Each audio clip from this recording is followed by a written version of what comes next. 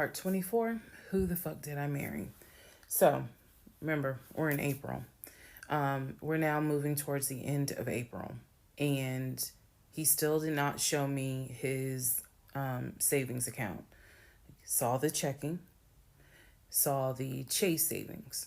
So he decides that we should start looking for a house again because my lease was up in August. And I made it very clear that when the lease is up, I am moving. I wanted to move to Cobb County. So he was like, we need to get the ball rolling. I didn't want any parts of it. Didn't want any parts of it. He found a realtor. This time it was a woman. It was a woman. And I believe her name was Amber. I think her name was Amber. So he found a realtor and he told her what the budget was. Amber started finding houses. So please understand, or you don't really have to understand, but I believed he was a sane, rational human being.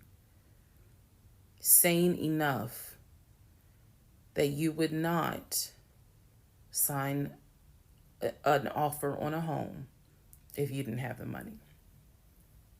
That's what I believed.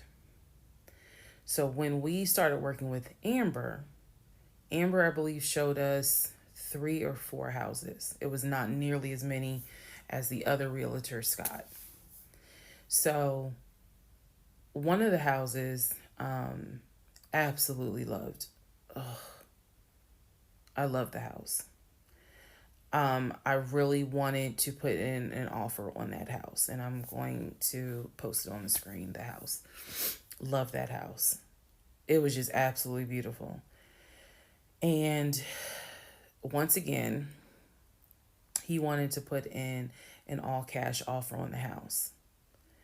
But before he could put in he had told Amber, I want to put in an all cash offer. And what Amber, the woman, was smart enough to say is, okay, let's just go ahead and take it one step at a time. Let's go ahead and get your pre-approval stuff together. She said, I work with a great lender who, if you're not already pre-approved, he can get you pre-approved, no issues. And then if you want to do an all cash offer, then we'll go ahead and get the proof of funds together so that way we can submit it all with your offer. Jesus. Y'all already know what happened because you remember what happened on the last house with Scott. Basically, Legion was like, well, I can get you whatever you need. That's fine. But I really don't want to submit proof of funds unless they accept the offer. Amber, and I don't know where she is. I don't even know if she'll ever see this video. Anyway, let me keep going and I'll explain why that woman has a special place in my heart. So Amber was like, I totally understand, but this is how we're going to do it. I'm going to need that paperwork, okay? And we'll submit it with your offer. She just simply was like, yeah, this is how we're going to do it. And so he did not submit the paperwork when she had asked him to. And I remember I was driving to work and I stopped at the Quick Trip on Upper Riverdale Road in Riverdale, Georgia. And Amber had called me. It was in the morning. She had called me. And I believe with all my heart that Amber knew something was up, but she also knew I did not know what was up.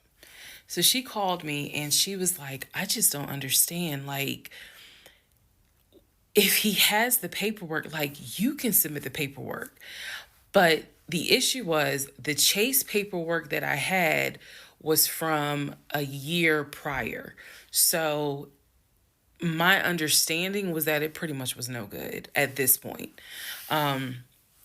So she said all he has to do is just email it to me or take a picture of. She was like, I just need to know that he's able to back up his offer. And I said, I totally get it.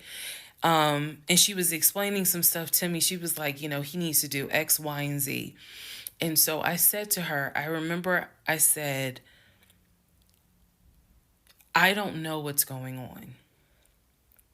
I said, I'm going to get down to the bottom of it, but I don't know what's going on. And so let's put a pause on this whole thing. Let's put a pause on looking at houses. Let's put a pause on getting his pre-approval letter because I'm not sure what's going on. And she got quiet and she said, okay. I said, and I know this sounds weird. And she said, no. She said, that is actually very smart. She said, do your research. And if I can be of assistance, call me. She said, whether you buy a house with him or you buy a house on your own, I will be more than happy to represent you. I don't know where Amber is today, but that one sentence, I felt like just woman to woman, she was basically telling me something ain't right. Baby, something ain't right. And now you need to open your eyes. I'll be more than happy to work with you.